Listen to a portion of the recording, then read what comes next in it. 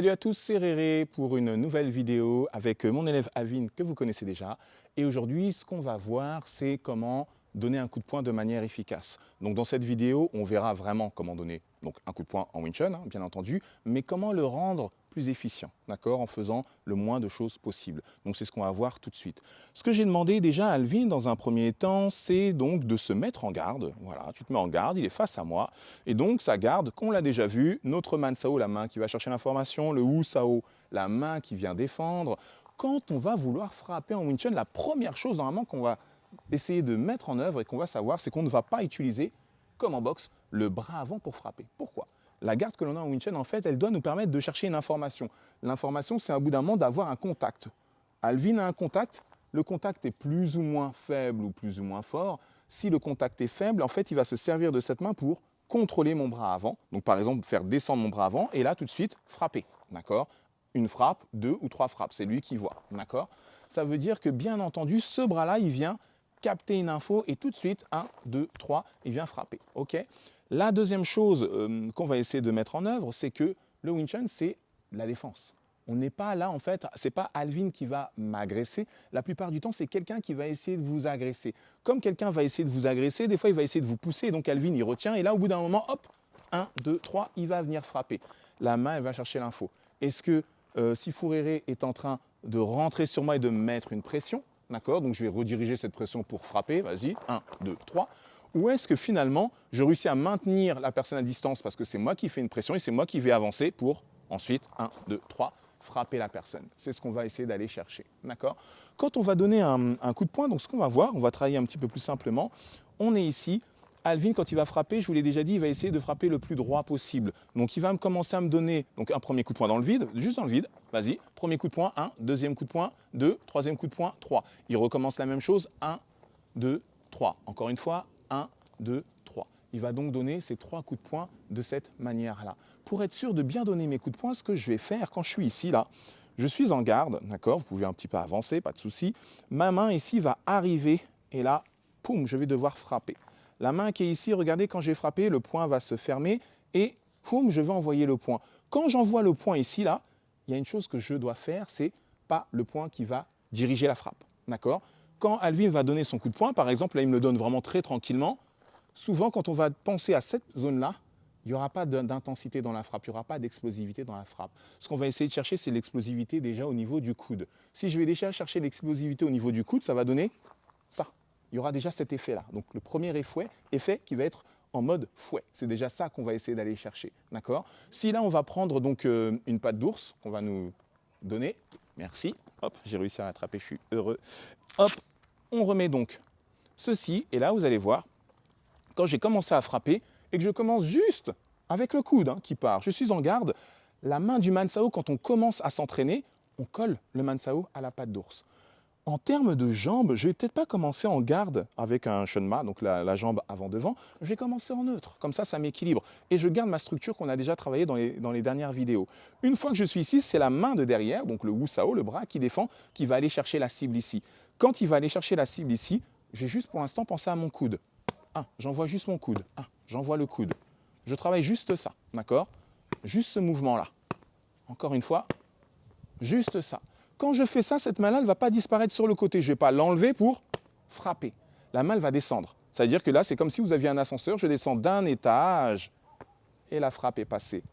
Je recouvre. Je descends d'un étage et je recouvre. Et je recouvre. Et je recouvre. C'est la première chose que je vais essayer d'aller chercher. Ce qu'on va demander donc, par exemple, à Alvin, c'est de commencer à faire ce petit exercice. Il peut avoir soit les 2 poings fermés. Pour les débutants, c'est souvent ça, ferme les 2 poings. On commence avec les 2 poings fermés, donc le premier point touche et la deuxième, pour l'instant, ne touche pas. Il va juste lancer le coude sans forcer. C'est parti. 1, 2, 3. On va juste lui demander à Alvin d'être rectiligne, de frapper vraiment en ligne. Il ne faut pas qu'il nous fasse un mouvement circulaire. S'il nous fait un mouvement circulaire, là, il va perdre un petit peu en termes de puissance. Et puis finalement, il n'est pas en train de transpercer. Ce que je vais aussi demander à Alvin, c'est pour l'instant de se mettre en position neutre plutôt. Voilà, comme ça, là, tu es bien équilibré et tu envoies juste le coude devant, d'accord ? Encore une fois. OK, d'accord ? Là, on est déjà plutôt pas mal. Stop, il réouvre les mains. Maintenant, ce que je veux que Alvin fasse, c'est que pour commencer, il continue à travailler qu'avec les coudes pour l'instant. On fait vraiment quelque chose de progressif, de graduel. Quand il va frapper, il y aura une main qui sera ouverte et une main qui sera fermée. La main qui sera ouverte, c'est la main qui va venir après défendre et la main qui sera fermée, c'est la main qui aura frappé. On y va. OK. OK. Et là, il est déjà en train de travailler l'ouvert-fermé. Pourquoi on va travailler l'ouvert-fermé? Tout simplement parce qu'en Wing Chun, l'attaque et la défense sont normalement dans les concepts faits en simultané. Donc, quand on veut me frapper et que je défends, normalement, il y a une attaque qui vient. Donc souvent, qu'est-ce qui va se passer? Vous allez avoir une main qui va être ouverte et une main qui va être fermée. La main qui est ouverte défend, la main qui est fermée frappe. On peut aussi avoir les deux mains ouvertes parce que je vais frapper aussi main ouverte et je vais défendre main ouverte. D'accord? Donc ça va être important. Super, on est déjà plutôt très bien. La deuxième chose qu'on va voir, c'est que vous avez vu, si Alvin frappe, tu gardes ce concept-là et tu frappes 3 coups de poing. Vas-y. Tu peux frapper comme tu veux, avec l'énergie que tu veux, on y va. Encore une fois, encore une fois. Là, il m'a fait des frappes Wing Chun classiques. En soi, elles sont bien. Mais comment on peut faire pour qu'elles soient encore mieux? Ce qu'il m'a fait, c'est très très bien. Ça veut dire que là, il va me viser là, donne-moi tes 3 coups de poing. Aïe, aïe, aïe. Je sens quand même qu'il y a quelque chose, donc c'est plutôt cool. Par contre, j'aimerais que maintenant Alvin il fasse mieux que ça. Pourquoi? On fait du Wing Chun, on rencontre des gens qui peuvent faire de la boxe thaï, du Krav Maga, de la boxe ou autre. On arrive avec ça, c'est un peu léger. Donc on a besoin de quelque chose de beaucoup plus lourd. Par contre, la lourdeur qu'on va donner, on ne va pas la trouver dans la contraction. On va justement le travailler dans le relâchement. Et c'est ce qu'on va essayer de voir. Ce que je vais demander là, justement, là c'est Alvin qui va me tenir pas d'ours, c'est que quand je vais frapper, je vais me concentrer sur 3 choses. Je vais me concentrer déjà sur le sol. Quand je dis que je vais me concentrer sur le sol, ça veut dire que je vais me concentrer sur ma structure de pied. Je descends d'un étage. D'accord, là, je suis descendu, je suis assis. J'essaie d'avoir le dos le plus droit possible, d'accord, d'avoir les épaules basses, ok. L'autre chose que je vais essayer de voir, c'est ma cheville. Ma cheville est bien connectée au sol et elle pousse sur le sol. Ensuite, je vais avoir ma hanche qui va driver ma frappe, d'accord. Ensuite, j'ai l'épaule et le coude et le poignet qui vont venir planter, d'accord. Et c'est ça que je vais essayer d'aller chercher. Ça veut dire que quand je vais frapper, au lieu de frapper comme ceci, donc je reprends la frappe que Alvin a très bien faite, mais qu'il a faite de manière classique, d'accord, qu'on voit dans tous les clubs de Wing Chun. On est là, 1, 2, 3. Je reprends, 1, 2, 3, je reprends, 1, 2, 3, je reprends, 1, 2, 3. Les frappes sont plutôt sympas. Là, ce qu'on veut, c'est qu'une frappe égale 3. D'accord? Donc, comme ma frappe va valoir 3 frappes que j'ai faites, je vais me détendre, je vais être ici et puis je vais essayer d'exploser. Mais je ne vais pas exploser qu'avec le poignet, je vais exploser avec toutes mes articulations. Je vais être ici, 1, là j'explose. La deuxième, 2, elle explose. 3, c'est ça que je vais aller chercher. Après, c'est comment je vais les mettre en cadence. Et c'est là où le corps ne va pas rester figé. Il va falloir qu'il y ait des petits mouvements. Les petits mouvements, c'est les micro-pivots, avec la technique Juanma qu'on va faire. Donc, je serai ici. OK, je reviens. Encore une fois. Encore une fois. Encore une fois. C'est ça que je vais aller chercher. Quand je commence à délivrer des frappes comme ça, je ne peux pas rester contracté et être là. Parce qu'au bout d'un moment, vous avez vu, je m'arrête, il n'y a plus de défense. Il faut qu'à chaque frappe, relâcher, relâcher, relâcher. Et vous avez vu, je peux réouvrir 1, 2, 3. Et je peux réouvrir 1, 2, 3. Et derrière, je peux défendre. C'est un flow qu'on va essayer d'aller chercher. D'accord? Par contre, regardez, tiens. Là, il y a mon empreinte. Ouais, le pied est grand. C'est vrai, je reconnais. Mais c'est mon empreinte. Ça veut dire que je m'appuie dans le sol. D'accord? Je ne peux pas être tout léger. 1, 2, 3. Ou être là. 1, 2, 1. Il n'y a rien. Qu'est-ce qui se passe si je fais ça? Je frappe qu'avec les bras. Un bras environ, c'est 7,5 kg, 8 kg. C'est pas assez.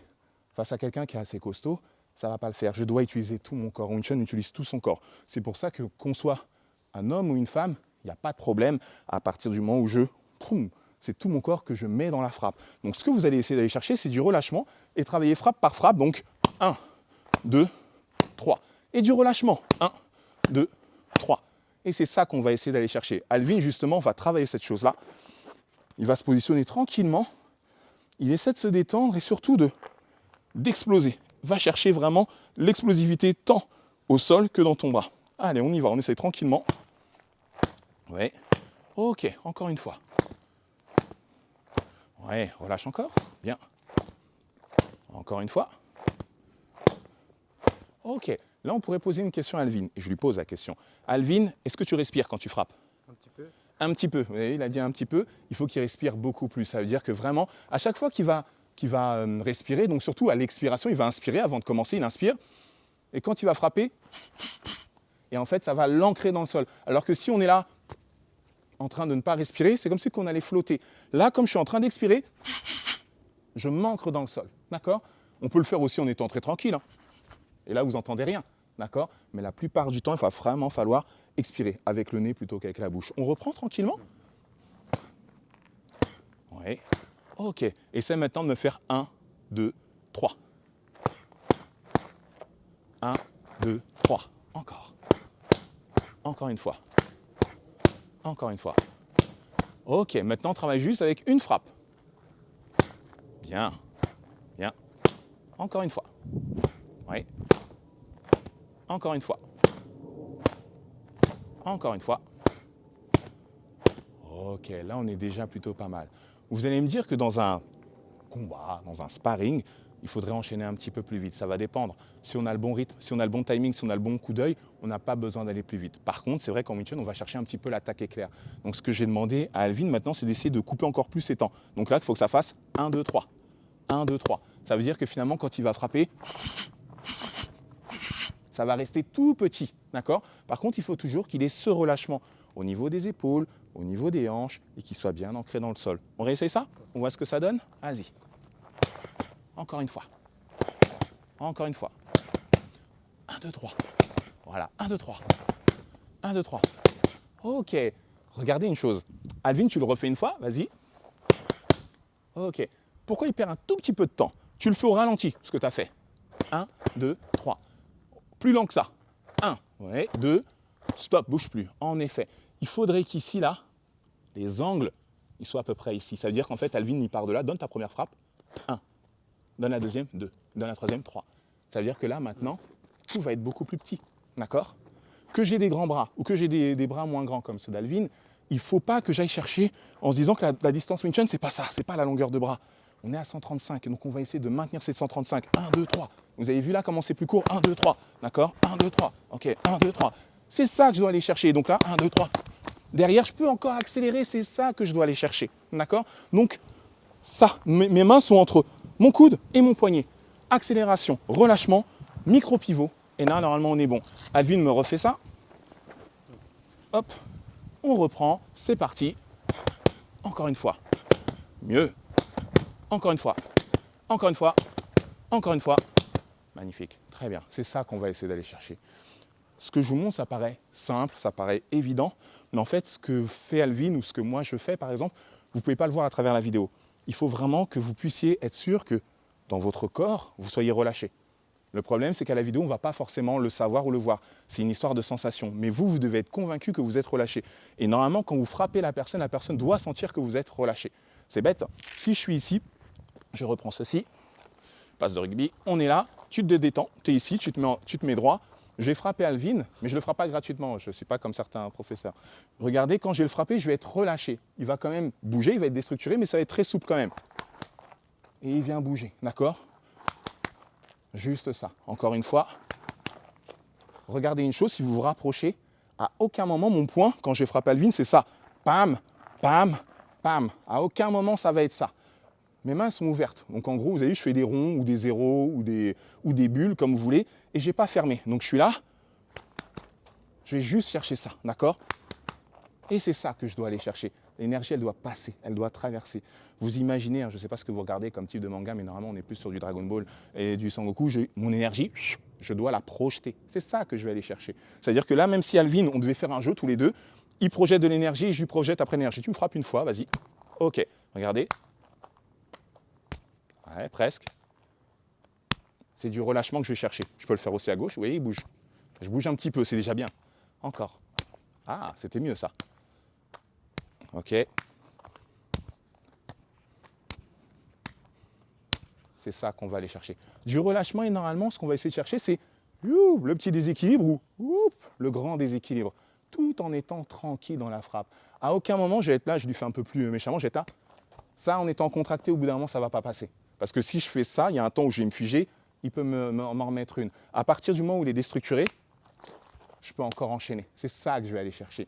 Si Alvin, là, par exemple, tu te mets vraiment en mode je suis ancré au sol, et moi, je fais une frappe où il ne bouge pas, là, j'ai un problème parce que tout de suite, ça va repartir. Vous avez vu? Donc, c'est très important pour nous que la personne puisse avoir un déséquilibre à droite ou à gauche, et c'est là où je vais en profiter. D'accord? Donc voilà ce que je voulais vous montrer sur comment être plus efficient dans notre coup de poing, qui est vraiment l'arme numéro 1, et je tiens à le préciser, hein, coup de poing, paume ou tranchant, on va retrouver le même mécanisme. D'accord? Donc voilà un petit peu pour aujourd'hui. J'espère que ça vous a plu. N'hésitez pas à regarder mes réseaux sociaux, que ce soit sur Instagram, que ce soit sur du Facebook, que ce soit sur du TikTok, pour voir d'autres vidéos de moi et de mes camarades élèves. Merci à vous, à bientôt. Ciao.